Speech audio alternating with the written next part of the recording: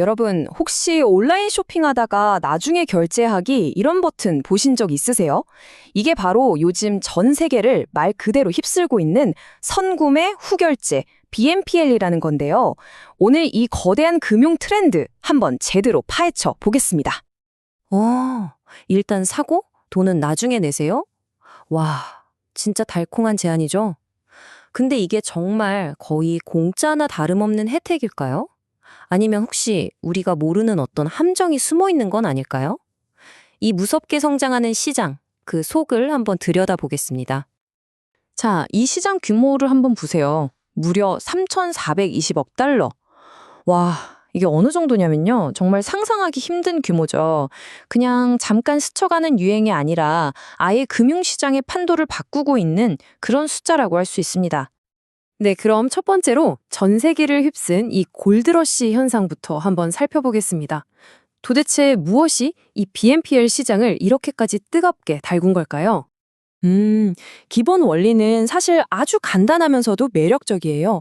뭐냐 하면 사고 싶은 물건 값을 한 번에 다 내는 게 아니라 여러 번에 나눠서 내게 해주는 거죠. 그것도 이자 걱정이나 복잡한 서류 절차 이런 거 없이요. 그러니까 신용카드의 아주 편리한 대안으로 떠오른 겁니다.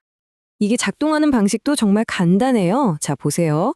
소비자는 결제할 때 BNPL을 딱 선택하고 물건은 바로 받아요. 그럼 판매자는 어떠냐? BNPL 회사한테서 돈을 바로 받고요. 그럼 소비자는 그 BNPL 회사에 약속한 기간 동안 돈을 나눠서 갚기만 하면 끝. 어때요? 언뜻 보면 모두가 윈윈하는 아주 완벽한 구조처럼 보이죠? 와, 이 그래프 좀 보세요. 진짜 입이 떡 벌어지지 않나요? 2014년에 22억 달러였던 시장이 10년 만에 3,420억 달러가 됐습니다. 계산해보면 150배가 넘게 성장한 거예요. 이건 말 그대로 폭발적인 성장세라고밖에 할 수가 없네요. 그리고 시장을 이끄는 주역들을 보면요. 이게 그냥 몇몇 스타트업의 이야기가 아니라는 걸 알 수 있습니다.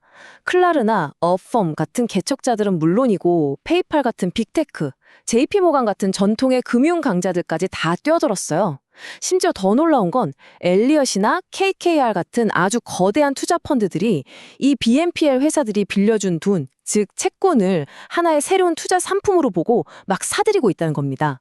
그야말로 전 세계의 돈이 이 시장으로 몰려들고 있는 거죠. 자, 그런데 말이죠. 여기서 이야기가 아주 흥미로운 방향으로 확 꺾입니다. 이렇게 전 세계가 BNPL로 뜨겁게 달아오르고 있는데 유독 우리나라, 한국 시장만은 정반대로 꽁꽁 얼어붙고 있거든요. 아니, 대체 왜 이런 걸까요? 이걸 한번 나란히 놓고 보세요. 정말 극명한 대조죠. 글로벌 시장은 10년 만에 150배 성장하는 불꽃놀이가 벌어지고 있는데 한국 시장은 불과 1년 만에 40% 이상 시장이 쪼그라들었어요. 이건 완전히 다른 세상 이야기 같지 않나요? 그러니까요. 여기서 당연히 질문이 생길 수밖에 없죠. 도대체 왜 한국만 이렇게 다른 길을 걷고 있는 걸까요? 그 이유를 들여다보면 가장 큰 차이점이 바로 이겁니다. 해외에서는 BNPL이 신용카드를 대체할 새로운 대안으로 각광받았잖아요. 그런데 한국은 상황이 달랐어요. 우리에겐 이미 신용카드 할부라는 너무나도 강력하고 보편적인 시스템이 있었던 거죠. 해외에는 이게 흔치 않거든요. 그러니까 우리에겐 너무 익숙한 이 서비스가 BNPL에게는 넘어야 할 거대한 벽이었던 셈입니다. 하지만 BNPL의 진화는 여기서 멈추지 않습니다. 이제 개인 소비자 시장을 넘어서 훨씬 더 큰 새로운 시장으로 눈을 돌리고 있거든요. 그리고 그곳에는 새로운 기회와 또 새로운 위험이 함께 존재하고 있습니다. 그 새로운 시장이 어디냐? 바로 기업 간 거래, B2B 시장입니다. 우리가 흔히 아는 개인 소비자 시장보다 규모가 무려 4배에서 5배나 더 큰 곳이죠. 이제는 기업들도 다른 기업에서 물건을 살 때 이 BNPL을 쓰기 시작했다는 겁니다. 시장의 판이 완전히 커지고 있는 거죠. 하지만 이렇게 눈부시게 성장하는 만큼 그 뒤에는 어두운 그림자도 따라오기 마련입니다. 미국의 금융소비자보호국 CFPB에서 아주 심각한 경고를 내놨는데요. 만약에 경기가 나빠지면 이 BNPL 연체율이 신용카드 연체율 수준인 10%까지 치솟을 수 있다는 겁니다. 이건 정말 무서운 경고죠. 자, 이 표를 한번 자세히 들여다볼까요? 좀 흥미로운데요. 지금 당장 BNPL 이용자들의 연체율을 보면 2.1% 정도로 꽤 낮아 보입니다. 그쵸? 그런데 이들과 신용도가 비슷한 사람들이 신용카드를 썼을 때의 연체율은 10%가 넘어요. 5배나 차이가 나죠? 이게 뭘 의미할까요? 맞습니다. 지금은 괜찮아 보일지 몰라도 만약 경제 상황이 나빠지면 이 BNPL 이용자들의 연체율도 저 10% 수준까지 폭등할 수 있다는 일종의 숨겨진 위험 신호로 볼 수 있다는 거죠. 그런데 말이죠. 모든 이야기에는 양면이 있는 법이죠. 긍정적인 측면도 분명히 있습니다. 방금 그 경고를 했던 바로 그 CFPB 보고서에서 또 다른 분석을 내놨거든요.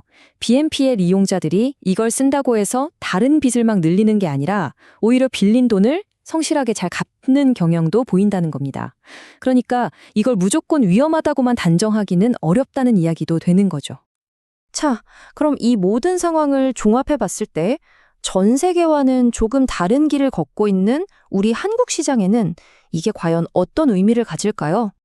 결론적으로 한국은 지금 아주 어려운 딜레마에 빠져 있는 셈입니다. 한편으로는 섣불리 BNPL 시장의 문을 활짝 열자니 가계부채나 연체율 같은 위험이 걱정되고요. 또 다른 한편으로는 지금처럼 계속 신중한 태도만 유지하다가는 채권 시장이나 B2B 서비스 같은 이 글로벌 금융의 새로운 혁신과 사업 기회를 전부 놓쳐버리는 건 아닐까 하는 불안감도 있는 거죠. 말 그대로 위험 회피와 혁신 사이에서 아슬아슬한 줄타기를 하고 있는 겁니다. 그래서 마지막으로 우리는 이 질문을 던져볼 수밖에 없습니다.